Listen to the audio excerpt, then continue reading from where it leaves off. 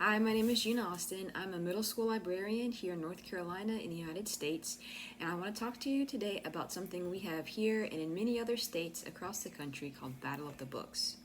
Battle of the Books is a team-based reading trivia competition where students read from a selected list of books and compete answering questions about those books.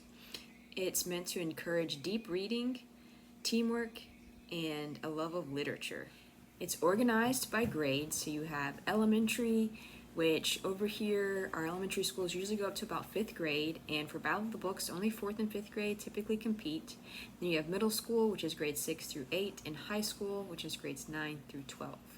A team usually consists of about 12 students, and each student is responsible for knowing certain books well, but collectively, the entire team should cover all the titles. The list of books is typically chosen by a district, state, or library committee. Here in North Carolina, we have the North Carolina School Media Library Association, which forms a committee of school librarians from across the state to choose the list of books. A different list of books is chosen for each grade level that is appropriate to that grade level. The list consists of books written by highly reputable authors. You'll often see repeat authors on there, such as Lauren Wolk, Ruta Sepetys, Alan Gratz, Sharon Draper, and they highlight characters from all walks of life, different points in history, and varying cultures. Teams face off in rounds, answering questions to earn points. In North Carolina, our state is divided up into counties. So you'll compete against the other either elementary, middle school, or high schools in your county. Winners advance through the county or district competition to go on to regionals and then sometimes even state finals. It encourages deep reading because often the questions will be very specific, so you have to get to know the books really well. I have my students take notes as they're reading each book, listing the main characters, their traits, central theme throughout the book, and any other major events or even minor things that just stand out to them throughout the book as they're reading it.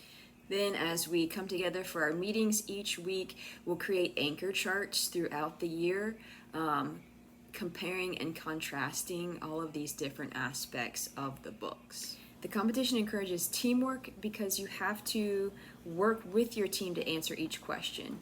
Once the question is read, the team then has 30 seconds to discuss before answering the question. One thing I really love about this aspect of it is that you will often see your quieter kids come out of their shell a little bit more, because if you are 100% certain that you know the answer to the question, you don't have much time to really advocate for yourself, to get your teammates on your side, to give that answer. And then when they get it correct, like you just see the whole team just like really cheering them on.